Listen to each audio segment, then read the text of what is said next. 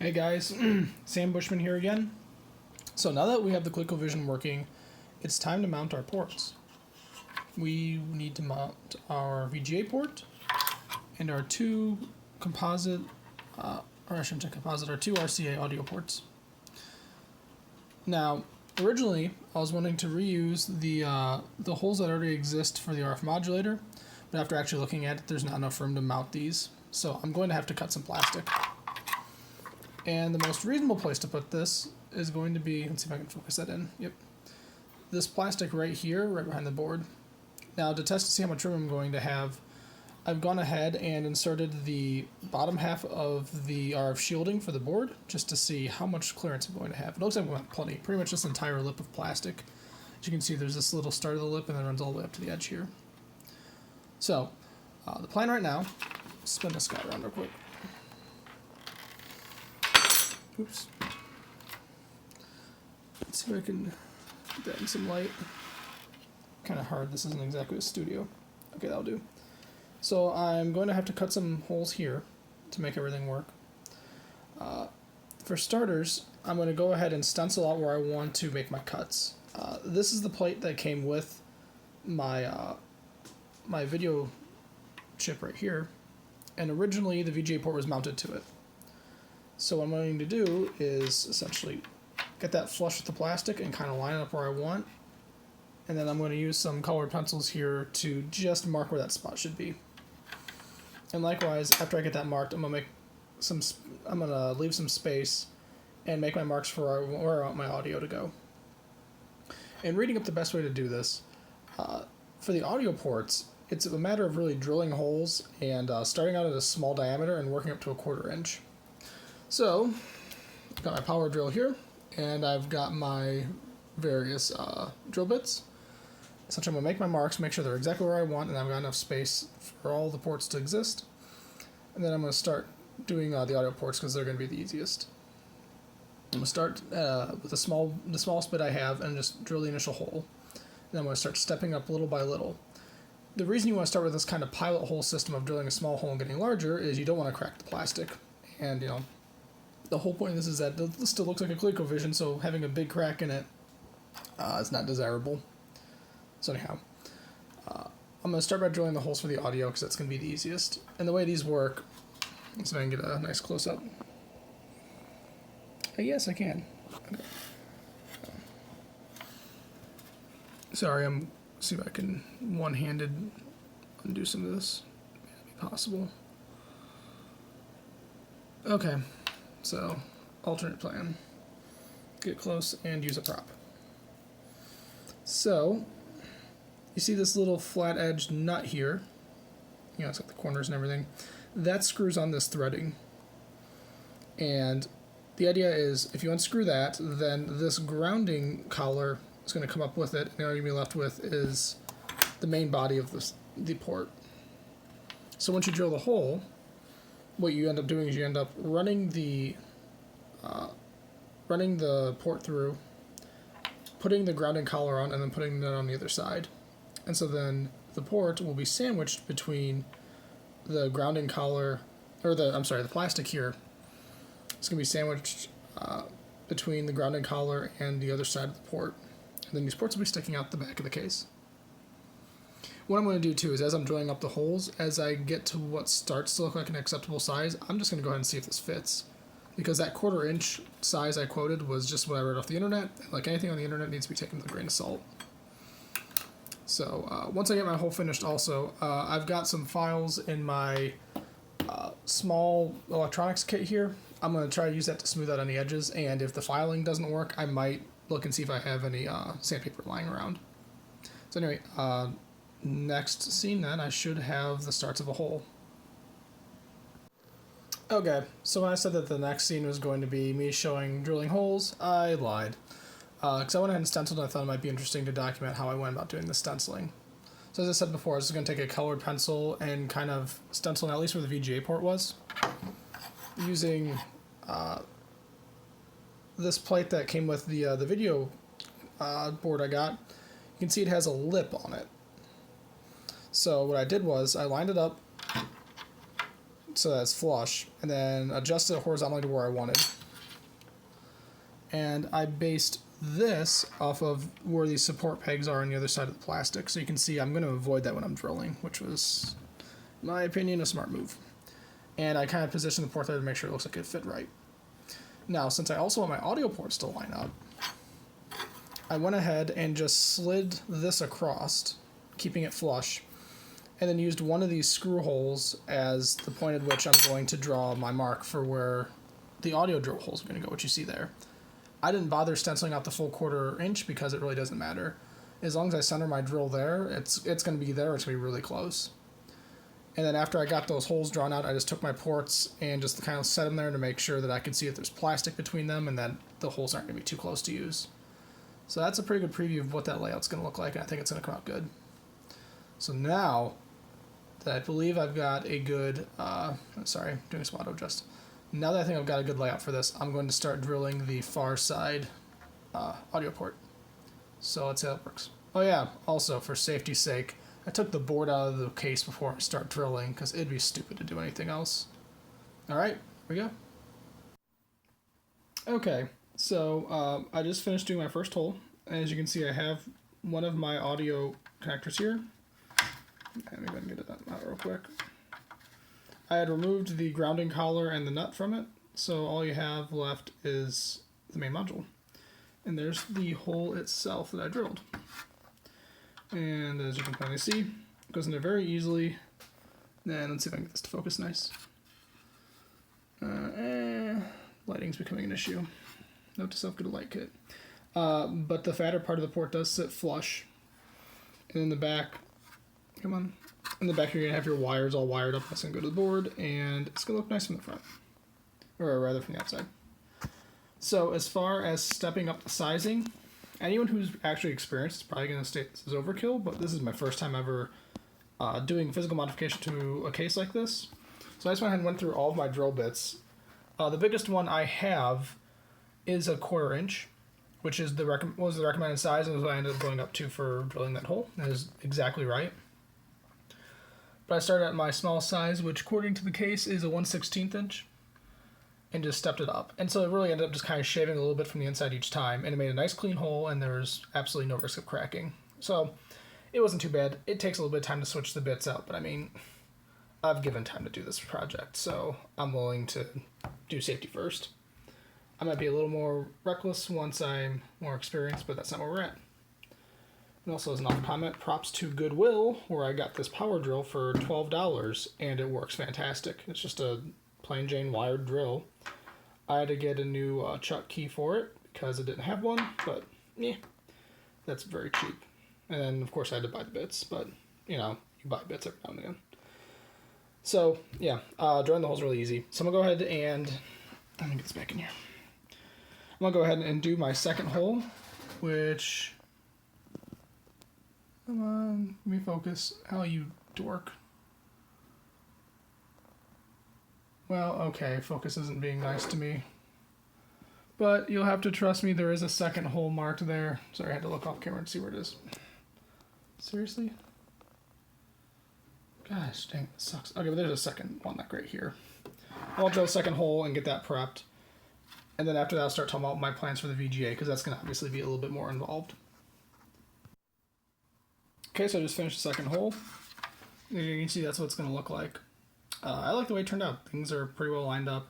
I think one disadvantage to stepping up the holes as slowly as I did with the many bits is it gave more opportunity for me to misalign these, because I think, I mean, maybe I'm just crazy, but as I was drilling, it looked like my, what's right now the white port, ended up being just slightly lower than the red one.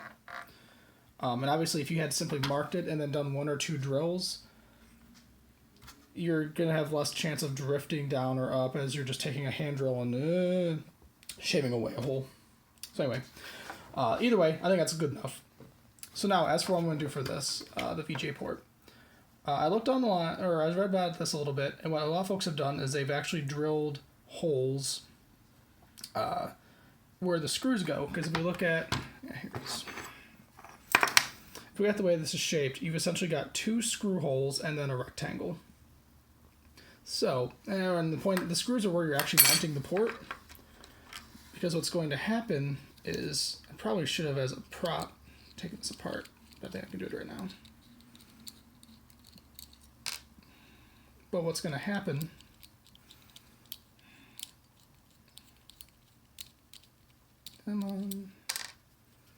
is you're going to mount the port, and then the screws are going to go in the hole, or they're going to go through the outside, you know, like right here,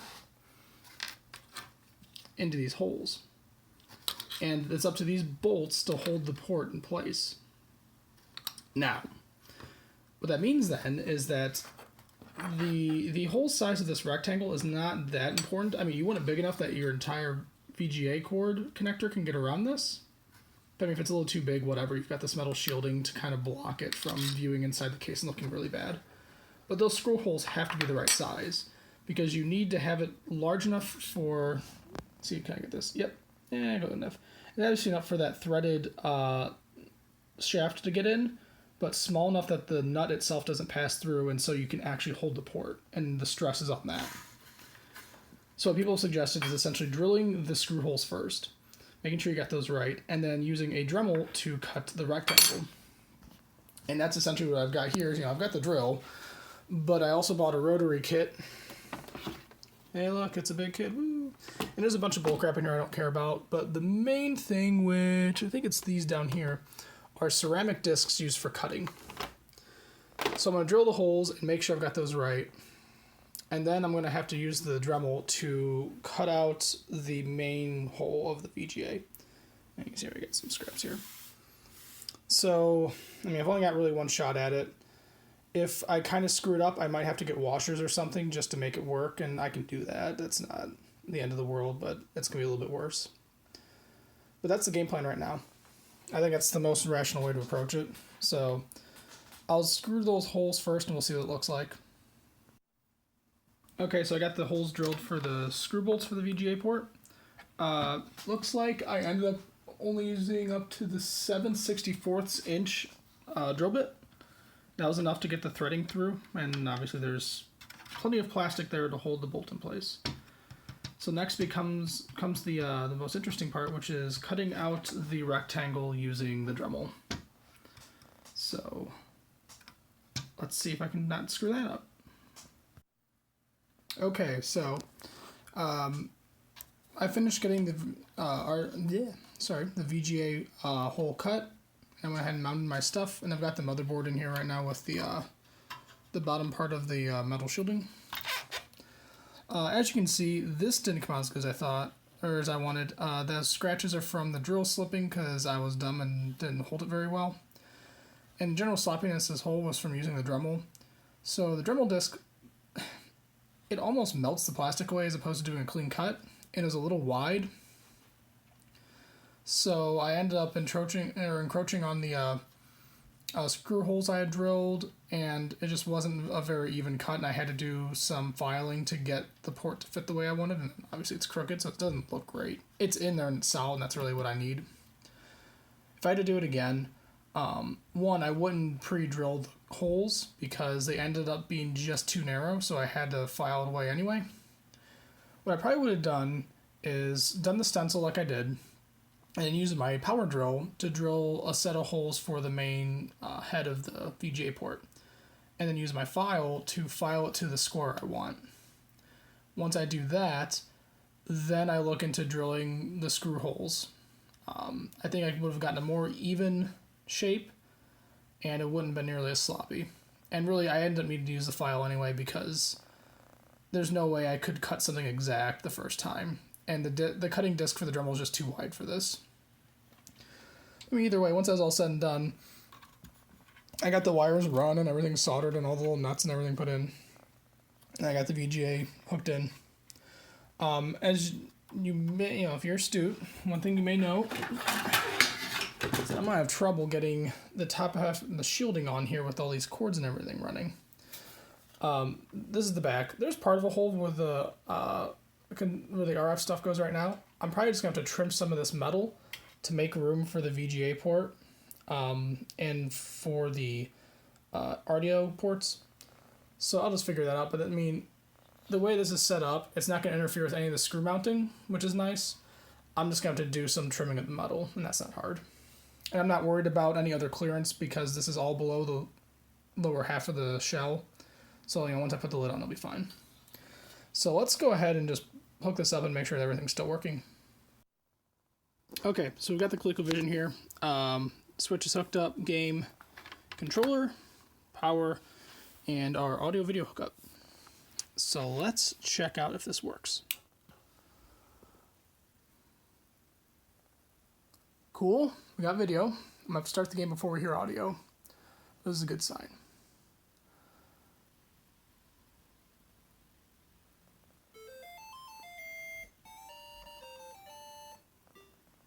Very good.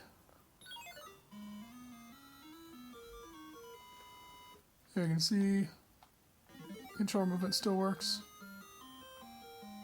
And I can just avoid these guys because I'm playing one-handed, so nah.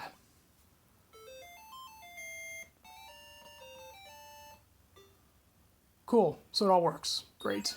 Let's go ahead and continue reassembling the case. Okay, so I have the top of the case back on, and I want to point out real quick why I made this power switch modular. As you see, I was able to feed it through like this. So now, I take my power switch, and I can hook it up without having to screw around with feeding it through the case after the fact. As long as I can do this to the viewfinder, which I probably can't, because it's hard. Oh, there it goes. Yeah. So anyway, this is just a quick thing I wanted to point out. Next scene. We're gonna make sure this thing works, assembled, and assuming it does, we're in really good shape. Okay, so we got the ColecoVision here. Everything's hooked up. Let's make sure it fires up. Sweet. Make sure we get sound.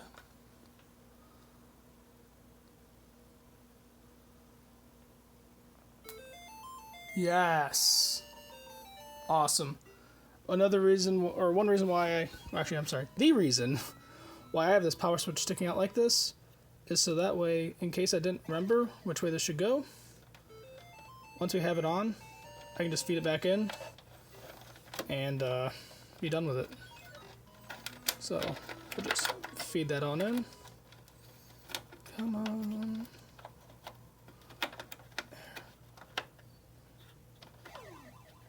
There. So we have our switch.